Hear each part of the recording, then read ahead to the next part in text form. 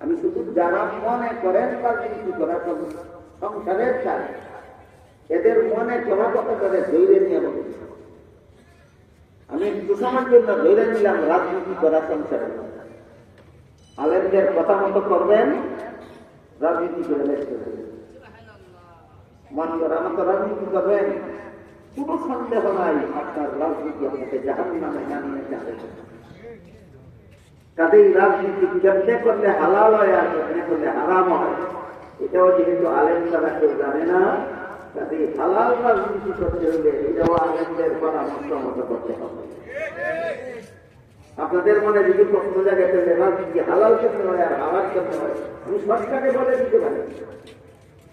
যেভাবে রাজনীতি করলে জনগণের অধিকার রক্ষা হয়, জনগণের অধিকার রক্ষা হয়, সেইভাবে রাজনীতি করা হালাল। যেভাবে রাজনীতি করলে জনগণের অধিকার রক্ষা হয় না, এইভাবে রাজনীতি করা হারাম। হারাম রাজনীতি করবা, মরতে দেরি হতে পারে, জাহান্নামে পৌঁছতে দেরি হবে।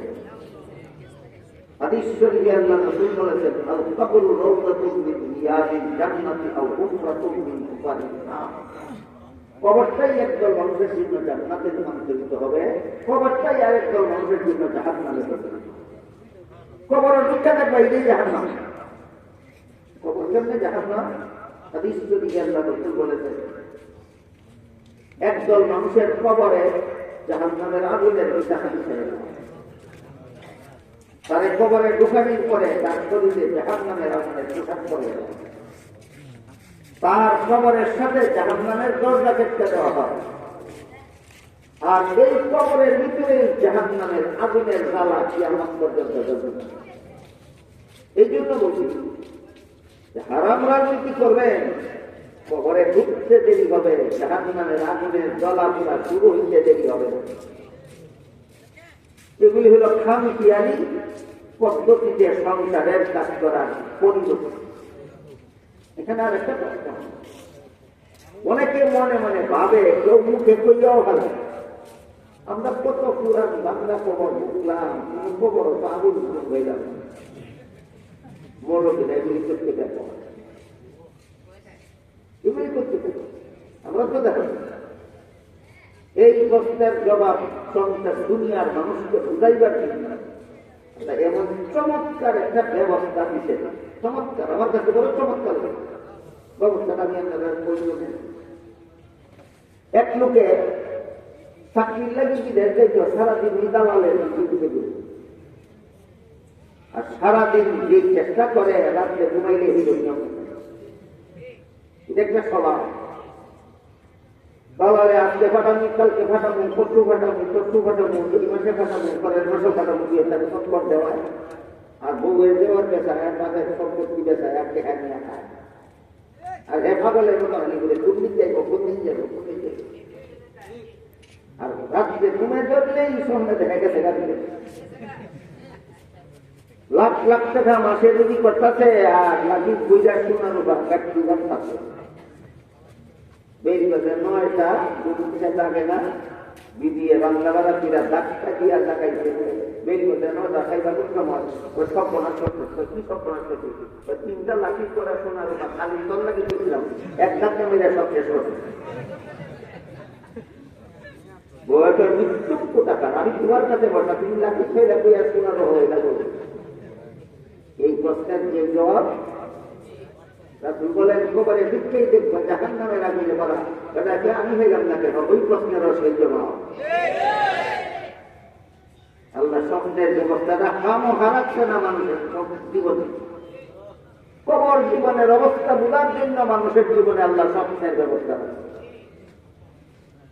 ঘুমন্ত মানুষ স্বপ্নে যা কিছু দেখে, জাগ্রত মানুষ তার কিছুই দেখে না। ঠিক তেমনি ভাবে কবর যারা ঢুকে, দুনিয়ার জীবিত মানুষ তার কিছুই দেখে না। ক্লিয়ার হয়েছিলি? এটার নাম ওই ইলমে গায়েব। এটা তোমরা জানো না, এটা তো আল্লাহ জানে, নবী পাঠাইয়া তোমরা সতর্ক করে। যেন তোমার আজকেলে ধরে না, জ্ঞানে ধরে না, বিবেচনায় ধরে না। আল্লাহ বলছেন, আল্লাহ রসূল বলছেন, এটাকে মান্য নেওয়ার নাম ওই ঈমান। এটাতে রমজান নেওয়ার নাম হয় সূর্য যে পূর্ব দিকে উদয় হয় দেখা যায় দেখা যায় সূর্য যে সন্ধ্যাবেলায় পশ্চিম দিকে ডুবে দেখা যায় তাদের সূর্য উদে সূর্য ডুবে বিশ্বাস করার নাম ইমান নয়। তুমি দেহ এটার নাম ইমান নয়। কবরের নাম তুমি দেহ না নবী বলছেন ওইটা বিশ্বাস করার নাম নয়। কবরেও আজাব হয় সূর্য উদয় হয়। কবরের আজাব বিশ্বাস করার নাম ইমান, সূর্যের উদয় বিশ্বাস করার নাম ইমান নয়। কেন? এটা তো তুমি নিজেই দেখো, এটা বিশ্বাস করলে ইমান হতো না। যেটা তুমি নিজে দেখো না নবীর কথায় বিশ্বাস করবা ওইটার নাম ছিল ইমান। গেল রাজনীতি মন করা মতে করলে এই রাজনীতি জাহান্নামে নামিয়ে আসবে। আলেমদের কথা মতো রাজনীতি করলে রাজনীতি ওই তোমাকে জান্নাতে পৌঁছে দেবে। রাজনীতি করলে জান্নাতে পৌঁছে দিবে। এর একটা উদাহরণ দিলাম। হযরত উমর ফারুক রাদিয়াল্লাহু তাআলা আনহু রাসূলের দ্বিতীয় খলিফা মনোনীত হন। খলিফা কুরআন হাদিসের ভাষা, বর্তমান রাজনৈতিক ভাষায় বলে প্রধান শাসনকর্তা। বর্তমান রাজনৈতিক ভাষায় বলে প্রধান খলিফা উমর যখন প্রধান শাসনকর্তা নিযুক্ত হলেন, দেশের জনগণে খাদ্য ঠিক মতো পাইল কিনা যাচাই করার জন্য নিজে আইসা বাড়ি করে ঘোরাফেরা করে। ঘোরাফেরা করতে করতে একবারই সামনে গিয়ে দেখলেন একটা বিধবা মহিলা তার কয়েকটা এতিম বাচ্চা কান্না করতেছে খাওয়ার জন্য, ঘরে খাওয়ার কিছু না। বিধবা মহিলার চুলার মধ্যে সাদা পানি বসাইয়া জাল দিতেছে আর বুঝতে তোমরা ঘুমাও, রান্না বসাইছি, রান্না হইলে করে জাগাইয়া খাও। চালাকিটা বলি ভ্রমণ বুঝতে পারছে। ডাক দিলেন, ঘরে কে আসো? দরজা খোলার পরে জিজ্ঞেস করলেন কি ঘটনা, তুমি কি রান্ধ চুলার মধ্যে বসাইয়া? বাচ্চারা কান্দে কেন?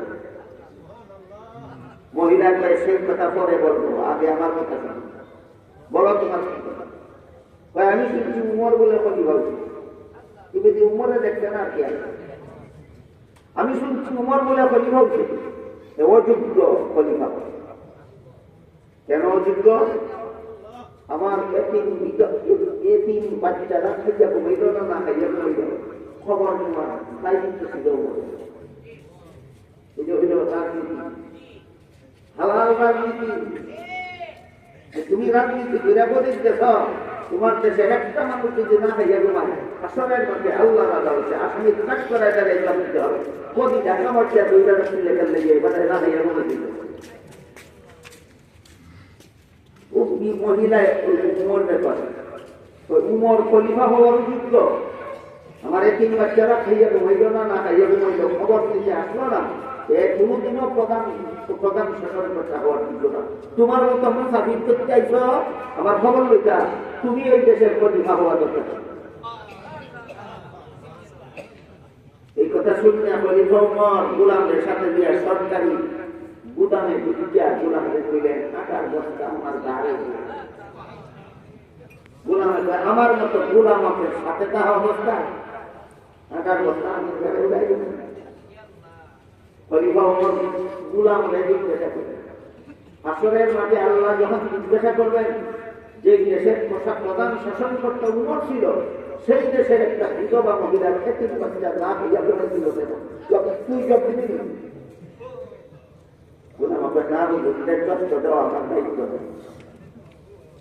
বলেন তাইলে প্রমাণ হইল দায়িত্বটা তোর না, দায়িত্বটা আমার। আমার দায়িত্ব আমাকে পালন করতে দেয়, বস্তা আমার গাড় হয়ে গেল।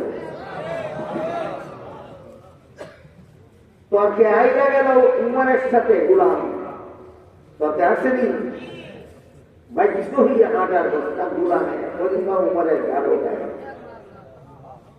আটার বস্তা গাঢ় করে লইয়া বিধবার বাড়ির দিকে চললেন গোলামের মতো, আর খালি হাতে গোলাম খলিফার সাথে চলছে নবাবের মতো।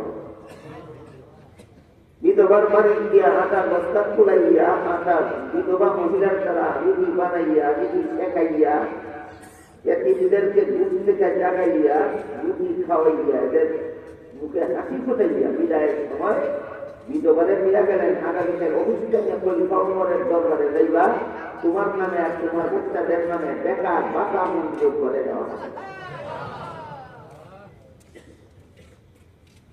রাজনীতি আছে হারাম।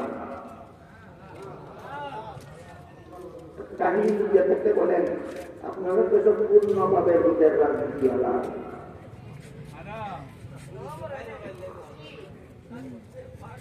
পরের দিন সকালে যদি অভিষেকিয়া দেখে রাত্রে দুইজনের কাছে প্রতি উমর খলিফা হওয়ার যোগ্য না,